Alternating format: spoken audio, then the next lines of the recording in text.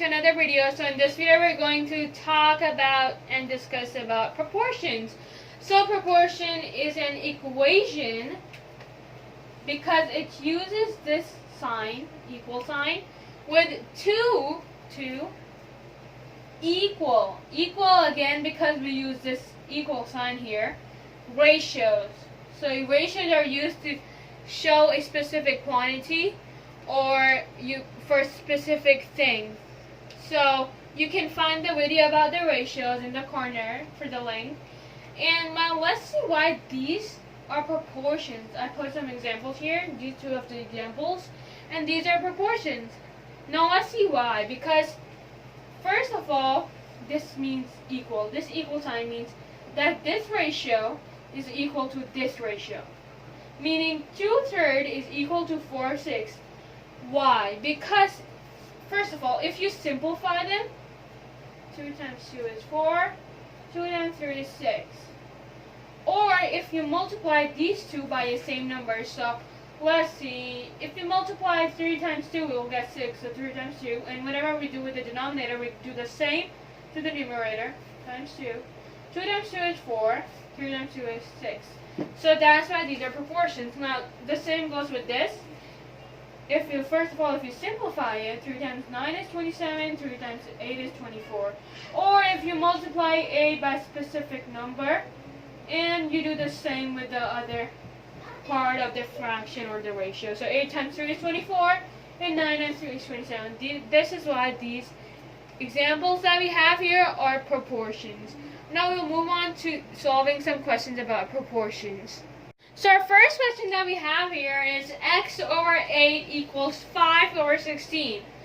So we know that this is a proportion which is basically an equation with two equal ratios.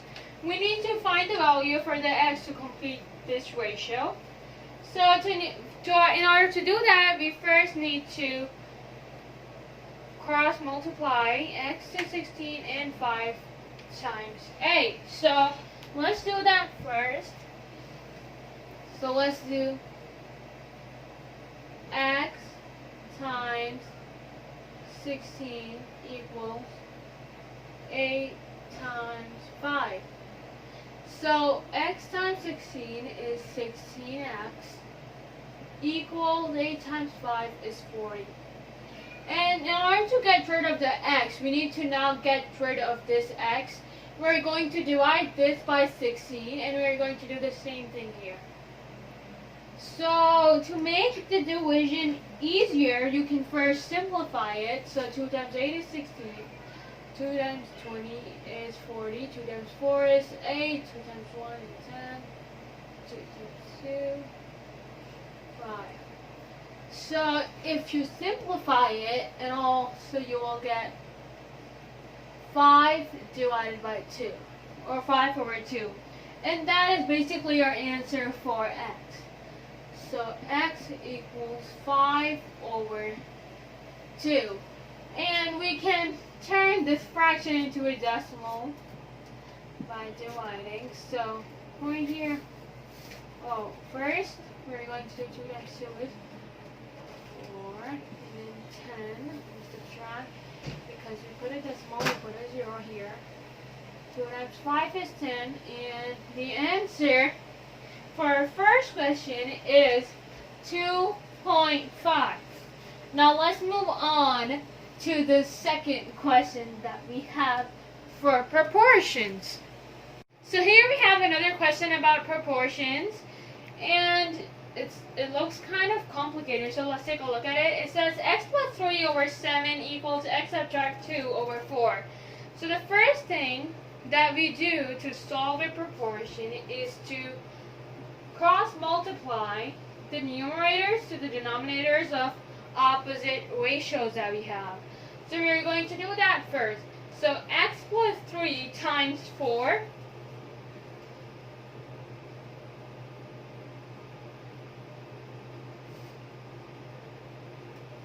equals x subtract 2 times 7. So to multiply these, we're going to first multiply 4 times 3 and then 4 times x. So 4 times 3 is 12, plus, because 4 is positive, so 4x equals, so the same thing we're going to do here, 7 times 2 and 7 times x. So 7 times 2 is 14, but this is a negative sign, so 7 times 2 is 14, and 7 times negative 2 is negative 14. So we are going to write that, and 7 times x is 7x. And since 7 is a positive number, we are going to add a plus sign in front of it. So now we're going to solve these. So we're going to need the x's here and all the other numbers here. So first thing we're going to do is subtract this 7x. So since it's adding, we're going to use the opposite operation to subtract it. And so if we subtract it, it is going to go away. Subtract 7 is 0. So nothing is left. And we're going to do the same here, 7x. Since we're subtracting the x's, so it goes under the x.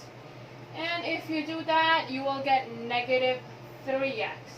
So now what we have here is 12 plus negative 3x equals negative 14.